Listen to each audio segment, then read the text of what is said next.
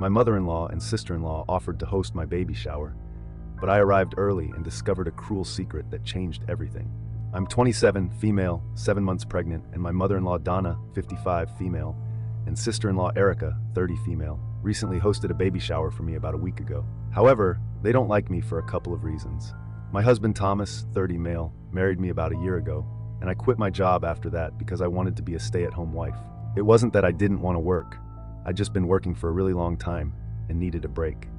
I'd been working since I was 16 and didn't stop until I had a ring on my finger. Only when Thomas told me that he'd be okay with me staying at home did I finally stop. My dad passed away when I was 12 from cardiac arrest, and after that, it was just me and my mother. My mother was a waitress at the local diner, and money was tight, so I had to start working part-time at 16 and then full-time once I was done with high school. I didn't even get to go to college, but thankfully I worked in sales and was decent at my job, so I was able to bring home enough income for my mother and me to get by. It was through work that I met Thomas. We hit it off at a conference, and the rest is history. Unfortunately, while my life story of rags to riches might seem fascinating to most people, my mother-in-law and sister-in-law do not agree. They think that I am a gold digger. Thomas was a branch manager at his firm and worked in a much higher position than I did when I first met him. But that was not what drew me to him. I've never been able to explain to Donna and Erica that his bank balance had nothing to do with my love for him, and that I would have married him even if he was a pauper. I knew they would never accept me, so I didn't try to impress them or win them over. That just made me even more unpopular with them. In short, they didn't like me, and I didn't try to make them like me, so we just never got along. But after I announced my pregnancy, the two of them suddenly started showing an interest in my life. I guess that was because I was carrying Thomas's future child. Otherwise, they would avoid talking to me as much as possible and would only be civil to me out of courtesy. They started being very helpful and kind to me after the pregnancy announcement, and Thomas believed that they were finally warming up to me. But I could tell that something fishy was going on. It was just my sixth sense. I couldn't bring myself to fully trust them. But after a couple of months, when they still hadn't said or done anything cruel to me, I started to believe that maybe they were actually trying to make amends for all the digs and insults in the past, implying that I was a gold digger and that I was with Thomas just for his money. So I started trusting them and thought of them as my well-wishers, which they most certainly are not. A couple of weeks ago, they asked me if I was okay with them hosting a baby shower for me. By then, they had established enough trust with me, so I greenlit it and even provided them with a list of guests I wanted to be invited to my baby shower. My mother wanted to be involved in the planning, but Donna and Erica told her that they'd got it and that she didn't need to worry about anything. I guess I should have known right then and there that something weird was going on, but I didn't suspect anything. I figured they just wanted it to be a surprise for me, so they didn't want my mother to be involved. Weeks passed, and I didn't hear anything about the baby shower until they sent me an invitation. I even checked in with all the guests I had asked for, and all of them received it as well, so I believed that they were doing everything perfectly. And I was actually happy. Then last week, finally, on the day of the baby shower, I accidentally read the time wrong and showed up an hour early at the venue. They wanted it to be an all-women event because they wanted to take the more traditional route, and I was okay with it, so my husband wasn't there, and I had to take a cab to get to the venue because I didn't feel like driving. Once I got there, I realized that I was an hour early since I couldn't see any cars in the parking lot apart from Donna's.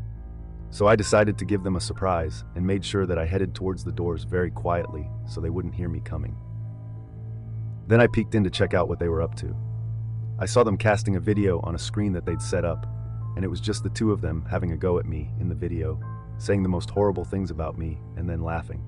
I could tell that the video was from quite a while back because in the video, Erica had blonde hair and she only had that shade around the time of my wedding, so I guess that this video had probably been recorded at that time. I was horrified at the things they were saying, and I couldn't believe that they were playing this in the place where they were supposed to host my baby shower.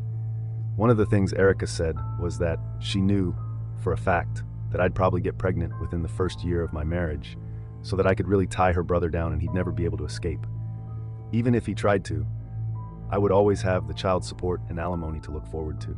Then the two of them laughed in the video and also in real life. I couldn't take it anymore, so I decided to enter the room and confront them about that video. They were pretty startled to see me and tried to stop sharing it on that screen, but they didn't know that it was already too late, and I'd seen everything that they didn't want me to see. I asked them why they were playing that video, when they had even recorded it, or why. Erica tried to explain to me that this was a roast video that they had recorded for my wedding, but they didn't actually get to play it because Thomas threatened to cut ties with them if they pulled off something like that. Honestly, good thinking on his part, because I wouldn't have been able to tolerate this at my wedding. I know that roasts are meant to be funny, but it's only funny when people who you love are the ones roasting you. Not so much when you know that the people saying terrible things about you actually mean those things. I knew for a fact that Erica and Donna meant every single word of what they were saying in that video.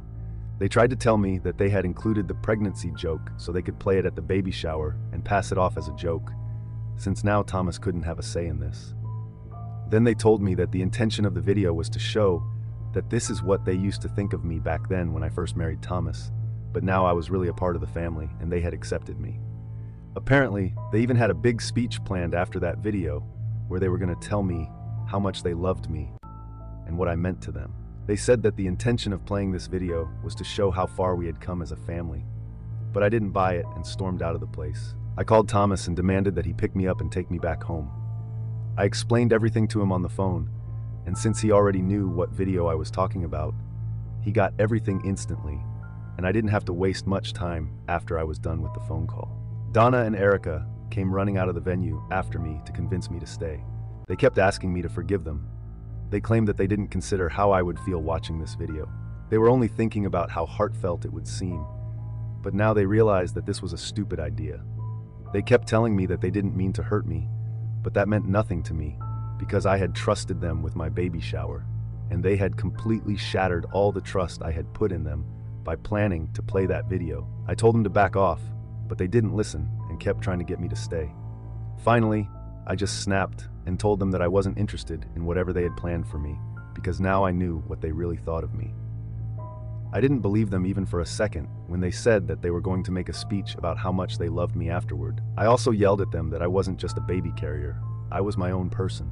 So if it took a pregnancy to make them approve of me, then I didn't need that approval at all, and we could go back to not having a relationship like before, because I would prefer that over being a part of their fake and pretentious little club. I told both of them that neither of them would have amounted to anything had it not been for my father-in-law, who supported Donna even though she was pathetic at her job and almost got fired, but her husband made his brother hire her as an accountant so she'd still have a job without having to work too hard. He also got Erica a spot at the best business school in the city, even though she didn't have the grades for it, and he had to use his connections to get her in. Neither of them knew about these things. Only Thomas and his father were aware of it, but he had told me these family secrets a long time ago to make me feel better after a particularly horrible dinner at his parents' house where Donna and Erica wouldn't stop mocking me. Their faces fell when I brought that up, and they looked even more upset when I told them that they had absolutely nothing to be so proud and arrogant about if they had to face the same kind of struggles in their lives as I had. They probably wouldn't be so smug. Living a life like mine would have broken both their flimsy little spirits, and they had no right to question me, especially given their own incompetence. In the meantime, Thomas pulled up, and I got into his car. Then we left the venue without any further discussion. They still tried to talk to me while I was leaving, but I rolled up my windows and we drove away. Thomas had heard the last part where I was yelling at them and talking about whatever my father-in-law had done for them. He told me that he didn't think it was a good idea for me to tell them about it. I didn't reply to that, and he didn't bring it up later. Of course, the party and everything had to be canceled at the very last moment because I wasn't even there. Nobody, apart from my mom, knew the real reason why until my husband told his relatives to explain why the event had to be called off. Most of them are on my side, which means that Erica and Donna don't have anybody. Everyone thought that I did the right thing, including me, by bringing up how the two of them had so much help that I didn't, and they were judging me because they came from a place of privilege and could afford to pass judgments on someone they knew absolutely nothing about. I didn't hear from either of them for a couple of days, and Thomas and I didn't discuss it either. He apologized to me on behalf of his family, but that was about it. We didn't talk about it anymore because it's not like this was his fault. However, a couple of days ago, I received a letter from my father-in-law, Raymond. We usually get along well, and he didn't have the problems with me that his wife and daughter seemed to. But this time he was furious because of the secrets that I revealed to Donna and Erica. He told me that it was absolutely not my place to tell them about something like this, which he had decided to keep from them for so long for the sake of their own self-esteem, and now I'd undone all the work that he had put in. Both of them were totally miserable, just because I decided to make them feel bad about themselves and get back at them. I tried to defend myself by telling him what they'd been planning to do, and I believed that what I said was completely justified, because they'd been picking on me for years before I finally snapped. He told me that he could understand that I was upset, but it was still not my place to bring that up, and he was extremely disappointed in me. We haven't spoken since then, and when I tried to talk to Thomas about it, he said that he had nothing to say, but I think he is dodging the question because he feels the same way as his father. Am I the asshole for telling my mother-in-law and sister-in-law that they'd be nothing without my father-in-law's help? Update 1. I decided I was not going to apologize to Donna and Erica because I really don't think I said anything out of line. They've been picking on me ever since they met me, and this time I finally decided to snap at them and let them know exactly what I thought of them. They can't always get away with everything that they say and do, just because Thomas and Raymond believe that addressing it would make them feel bad about themselves. Over the years, there have been several instances where the two of them have ganged up against me and made me feel bad, but nobody's talking about that. So why is it such a big deal if I do the same thing to them that they've been doing to me for years? I also told Thomas about how I felt, because I sensed that he agreed with his father. Now I couldn't care less about what Raymond thinks, but I need my husband to be on my side. So far, he's always maintained the peace of the family by telling me to ignore whatever his mother and sister say, but I feel like he needs to realize that I'm his wife, and he needs to stand up for me. I told him that he cannot have this diplomatic approach to things between me and them anymore, because that's unfair to all of us, and he needs to pick a side. I was afraid that he would disagree with me or fight with me over this, but he agreed wholeheartedly and even apologized to me for being too scared to do the right thing. He confessed that he was afraid that if he stood up for me and fought with his mom and sister, he would be ostracized from the family. They mean a lot to him despite their behavior, so he was afraid of standing up for me, but he did realize now that he had a duty toward me as well, and couldn't just always expect me to suck it up and keep ignoring every little thing that they did, just because I was stronger than them. It wasn't fair to me, and he'd come to the conclusion that he was going to cut his family off. I was touched because I know what family means to him, but I guess now it's about time that there are some real consequences to Donna and Erica's actions. I still haven't forgiven them for whatever I saw on that video, and they haven't even apologized to me or reached out to me after I left that day, which is fine by me because I don't want them to do that either. I don't think it will fix anything, and it will probably just piss me off even more. Some of you in the comments said that I was overreacting because it was just meant to be a roast, and they were going to make it up to me by giving a heartfelt speech afterward. But that means nothing to me. I'm sure there are a lot of better ways to show your love to a heavily pregnant woman at her baby shower than a roast video, especially when you know that they meant everything that they said and they weren't just kidding. So I don't think that I'm overreacting. This is the perfect reaction. I didn't even ask them to host it for me. They were the ones who offered to take over, only to let me down in the end. I feel betrayed and hurt, and that's not going to go anywhere. Update 2. Now that it's been a week since the baby shower incident and we haven't been talking to Thomas's family, I thought that things had finally cooled down a bit. But I guess Erica isn't okay with that. I hadn't blocked anybody because I honestly just forgot that we could do that. So I got a text from her early this morning where she started off pretty well and apologized to me because they hadn't thought things through while preparing for the baby shower. But then she said that she wanted an apology from me for both her and Donna because she believed that what I said was out of line. I could hardly believe the audacity to ask me for an apology after what I saw that day, and especially after the way they'd been treating me for the last couple of years. They never even gave me a chance, and just assumed I was a gold digger without bothering to even get to know me. At least the things that I said about them were true. Erica said in her text that it was not my place to say things like that about them, and even if they did come from a place of privilege, it was none of my business. Which was just so ironic because they'd always made it a point to remind me where I came from, and now these were the same people saying that it was none of my business where they came from. To them, my being poor was an actual problem, and they just couldn't accept the fact that I didn't come from a financially wealthy background like they did. They felt free to criticize me for it all they wanted, but now that they're getting a taste of their own bitter medicine, they don't like it. I treated that text as a joke because honestly, what was I even supposed to say to that? It was a ridiculously entitled and tone-deaf thing to say, which is what I expected of Erica, so I'm honestly not surprised. I know they wanted an apology, and I probably should have responded with something snarky or mean to put them in their place, but it just didn't seem worth it. If I replied to them, that would just lead to more drama, and that's the last thing I needed, so I ignored it because Thomas was right. The only thing I could do was ignore them and hope that they would go away. It's kind of sad because I actually believed that we were becoming friends over the course of my pregnancy, but evidently I was mistaken. These two idiots are too stupid to actually be friends with anyone, apart from like-minded idiots. I haven't told Thomas about this yet because he hasn't come home from work, but as soon as he does, I'm going to fill him in and see what he has to say about Erica sending me this text. We haven't been discussing them at all ever since the last update, so I think it's been a couple of days now, and it sucks that I have to bring it up again because I know he's hurting. However, I have no choice, and I know that we have to talk about this and come to a conclusion about what we can do about it, because when the baby comes, I don't want us to be fighting over what we need to do about his family and whether they should be allowed to have a relationship with the baby or not. We have to discuss it, and we have to talk about them now. Update 3. My last update was just a couple of hours ago, and it feels funny to be back so soon, but this is important, and I need to talk about this. So here I am. Thomas and I talked about Erica and her text after dinner, once he was well rested and well fed. I asked him if he thinks they should be allowed to see the baby once we have him, or because at the rate things are going with his family, I don't think I want to stay in touch with them. I want to make no contact, at least until they actually come to their senses and apologize to me. He thought about it for a while and then told me that it was my call entirely because I was the one that they'd been disrespecting all along.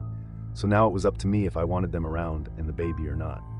He said that while he personally would want to stay in touch with his family and try to work things out between us to clear the air eventually, he knew that it was not his place to make that decision for me, so whatever I say goes. I thought that it was pretty sweet of him to leave it completely up to me, and he did have a point too. Thomas also mentioned that I was the one who was pregnant. I was the one going through so much, and so it would be his duty to make sure that I'm well taken care of, because right now his new family is his priority. So he left it up to me what we should do about his family. I told him that I was going to take some time to think about it and then let him know eventually. It's too soon for me to come to a decision right now. Update 4. I guess I made my decision. I don't think I'm going to allow Thomas's crazy family around me or my child anymore. I was willing to give them the benefit of the doubt, but now I know that they are incapable of change, and I don't want my baby around them in any capacity. Thomas had a day off today, and he was staying at home with me to spend some quality time, which was really lucky for me. Today, all three, Erica, Donna, and Raymond, showed up at the house to have a discussion with me about my behavior. They claimed that they were here to discuss things, but it felt more like an ambush. I was really lucky to have Thomas there because he nipped it in the bud and told them all to go home since I wasn't willing to speak to them. Erica was the one who was the most angry about all of this, and I could hear them all arguing on the front steps. She was telling him that the only reason that they'd ever doubted me and my intentions was because they were looking out for him, since I didn't come from a financially stable background. They didn't want him to get stuck with a gold digger, which is why they'd been giving me such a hard time. I was furious and almost went to the porch to argue with them myself, but Thomas handled it pretty well and tore them a new one. He called them a lot of names that I don't want to repeat here, told them off, and even informed them that when the baby was here, they wouldn't be allowed to see any of us because they were disrespectful and were blatantly crossing all boundaries possible. After a couple of minutes, Raymond intervened and told Thomas that he was cutting him out of the family until he came to his senses and divorced me because I was apparently leading him away from them. Then they left. Thomas seemed relieved when he came back to me, and we spent the rest of the afternoon just talking and making fun of everybody behind their backs. So I'd say that this was a great day, and I'm pretty content with how things turned out.